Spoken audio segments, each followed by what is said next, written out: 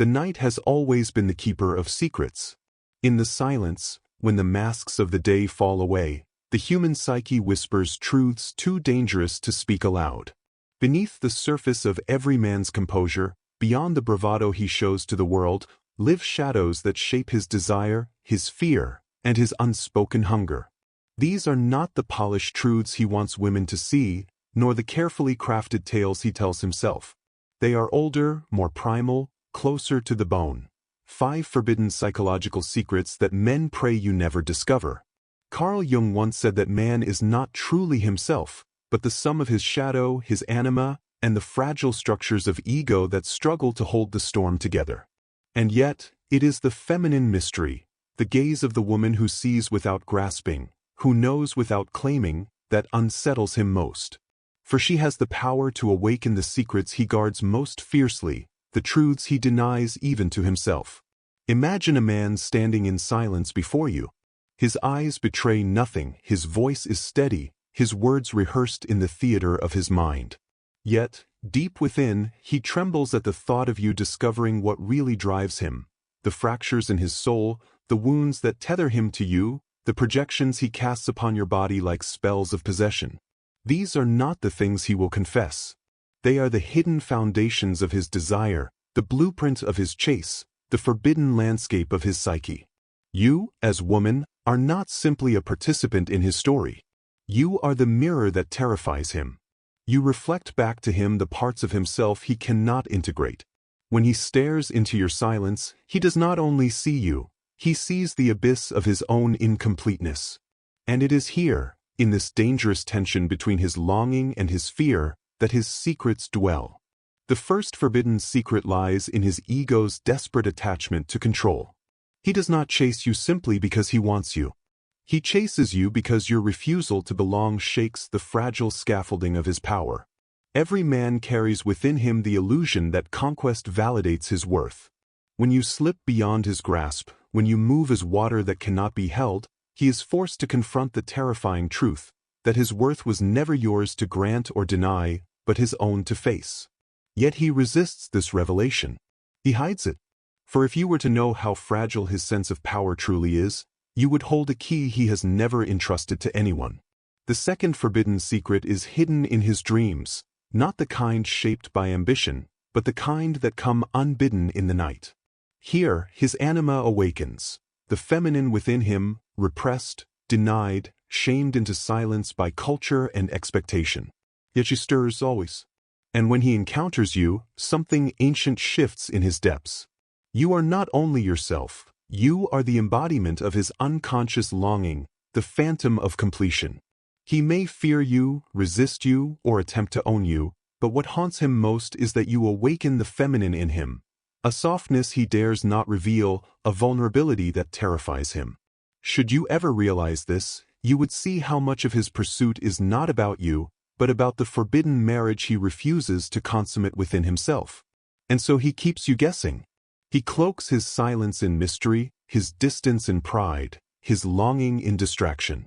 But beneath the facade, he fears your gaze. For if you look too deeply, if you pierce the armor of his posture, you will see the shadowed child who still aches to be enough.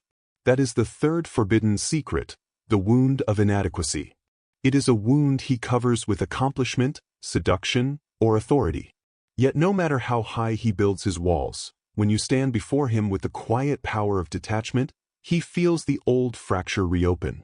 He is reminded that the validation he seeks from you is the echo of the love he never received.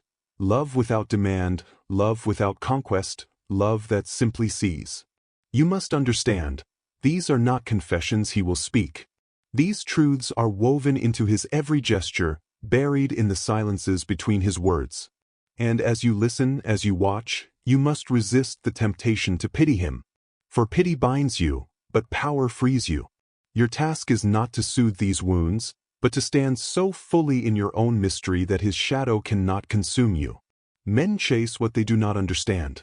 They become addicted to the women who reflect back to them the pieces of themselves they cannot reconcile. And the greatest secret of all, the one he will never allow himself to admit, is that the power was never his. It was always yours, hidden not in possession, but in refusal. the refusal to collapse into his narrative, the refusal to become a character in his projection, the refusal to surrender the mystery that keeps him trembling in silence. And so the game continues. He hides his secrets. You awaken them. He flees from the abyss. You embody it. He hopes you never learn the truths that haunt him, for if you did, he would stand naked before you, not as the conqueror, not as the pursuer, but as the man undone by the feminine force he cannot command. Control. To him, it is not merely a preference. It is the very thread that holds together the fragile tapestry of his identity. Jung wrote that the ego clings to power not because it is strong, but because it is weak, terrified of dissolution into the greater self. For man, this truth is often masked behind dominance, ambition, and conquest. But at its root lies a secret he cannot name. His control is only an illusion, a desperate performance stage to keep you from seeing how easily he unravels. When he first meets you, he believes you are another piece to be won, another chapter in his ongoing tale of mastery. He positions himself as the chooser, the one who decides, the hunter who claims the prize. And yet, your silence unnerves him. Your refusal to yield, your ability to remain in your own orbit, unsettles the story he has always told himself. For if you are not captured, if you do not belong, then he must face a truth he avoids at all costs, that his worth does not lie in ownership, but in presence. This is the wound of the masculine ego. It is addicted to narratives of conquest. Every refusal, every quiet detachment, every moment you slip beyond his grasp feels like death to him, a dismantling of the identity he has spent his life constructing. He will not say this aloud. Instead, he may cloak it in anger, mockery, or withdrawal. But beneath the performance lies panic. He fears that without control, he is nothing. And here is where your power emerges.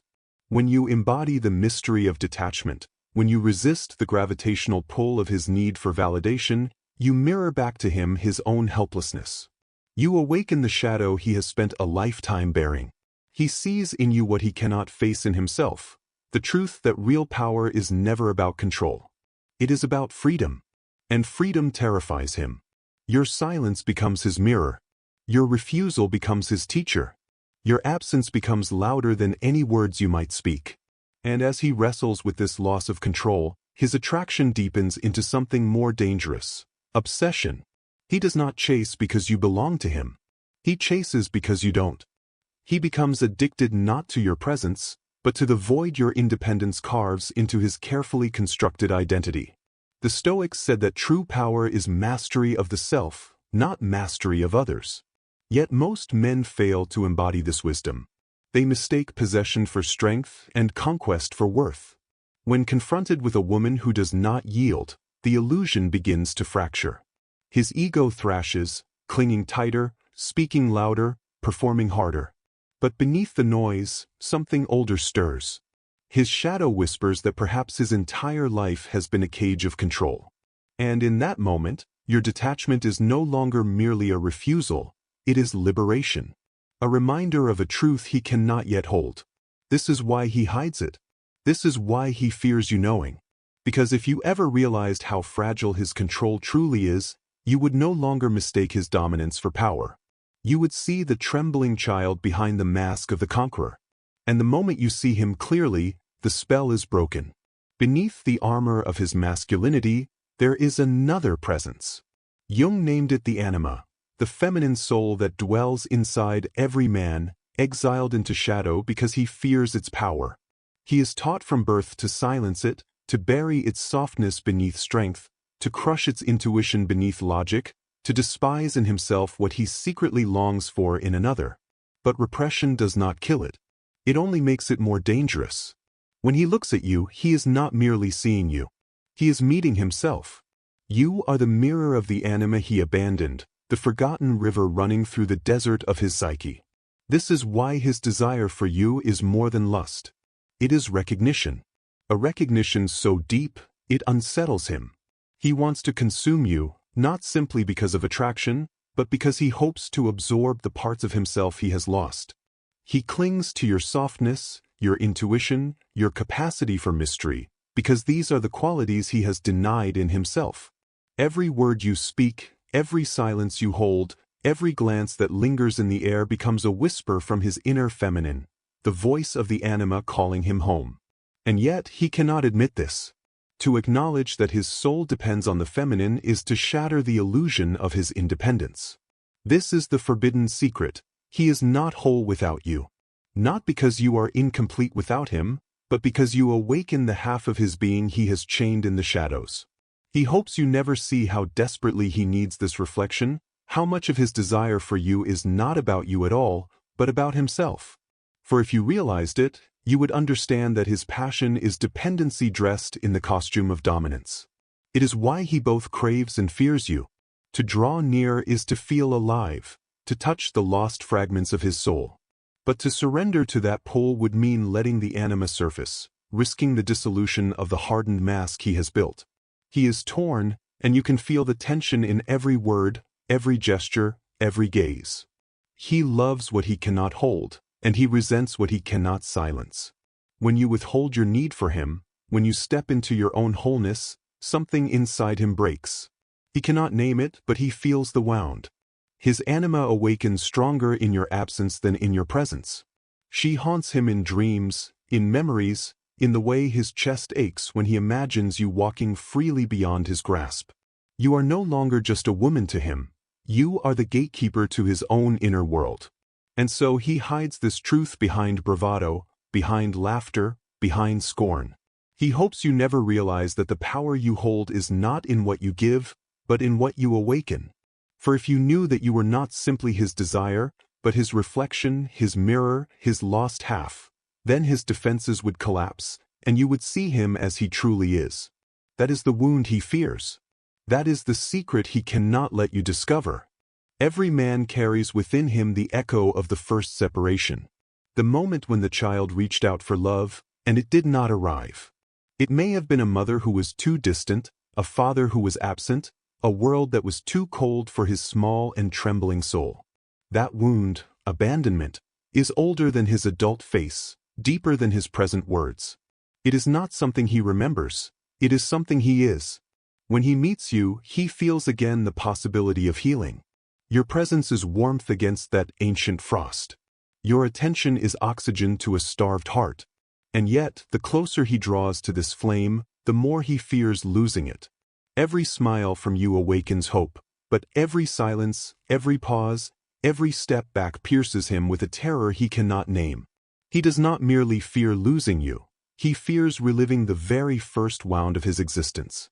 This is why he clings when you pull away, why he chases when you stand still, why he grows restless when you choose yourself over him.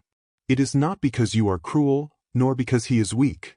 It is because you are standing at the fault line of his psyche, where the earth split long ago.